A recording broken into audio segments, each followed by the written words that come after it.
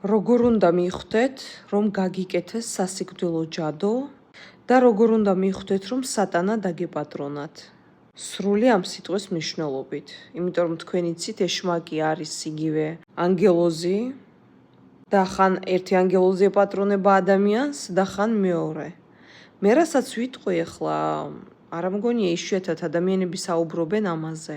მე ახლა მოგიყვანთ რამოდენიმე მაგალითს, რის შედეგადაც მიხვდებით თქვენ თუ თქვენ ეს პრობლემა და ესეთი შემთხვევა გქონიათ, მეგობრებო, მაშინ თქვენ გაცრავად და თქვენი საქმე ძალიან ცუდად არის და თქვენ გჭირდებათ დახმარება, თორე თქვენ ძალიან ცუდად დაამთავრებთ. მაგალითად, ძილში თუ გქონიათ ესეთი შეგრძნება, რომ ვეღაცამ ხელზე გიკბინათ და გაიღვიძეთ და ეს ნაკბენები, აი თითქოს პირს რო ჩაგავლებს ვეღაცა საათივით, ხო? ესე ბავშვობაში თამაშობდით ალბათ.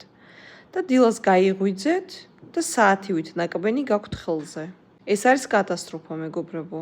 ეს ნიშნავს, რომ ეშმაკი თქვენთან მოვიდა და ეს ძალიან ცუდია. ეს ხდება მაშინ, როდესაც თქვენზე ადამიანი ძალიან სატანო რიტუალს აკეთებს. მეორე შემთხვევა თუ გქონიათ ესეთი რამ, თითქოს ხელი დაგეწვათ სიზმარში და გაიღვიძეთ და გეწვებათ ხელი კიდევ. გტკივათ რა, ანუ სიზმარში კი გეწვებოდათ, მაგრამ ეხლაც გტკივათ რომ გაიღვიძეთ. ესეც ნიშნავს, მეგობრებო, რომ სატანამ ხელი მოგკიდათ. ეს არის კატასტროფა. ეს ნიშნავს, რომ ადამიანმა თქვენზე ისეთი წყევლა გააკეთა და ისეთი დონის რიტუალი გააკეთა, რომ თქვენი საქმე ძალიან ცუდად არის. ეშმაკი ადამიანს აკონტროლებს.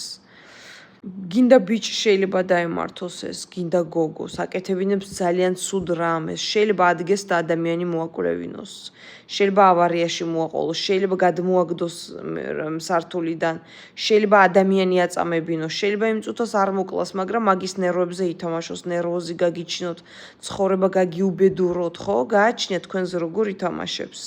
ეს არის, მეგობრებო, ნამდვილი ინფორმაცია. ეს შეგიძლიათ თქვენ გადაამოწმოთ და აგუგლოთ, ყველაფერი გააკეთოთ, რომ ეს ნამდვილად არსებობს და ესე ხდება ნამდვილად. ასე რომ, თუ თქვენ ესეთი შეგრძნებები გქონდათ როდესმე, ეს არის კატასტროფა, მეგობრებო, და სასწრაფოდ უნდა მიმართოთ სპეციალისტს და ძალიან სერიოზულად უნდა მოიხსნათ ესეთი რამ. დაწერეთ კომენტარებში თუ ვინმეს ესეთი შემთხვევა გქონიათ.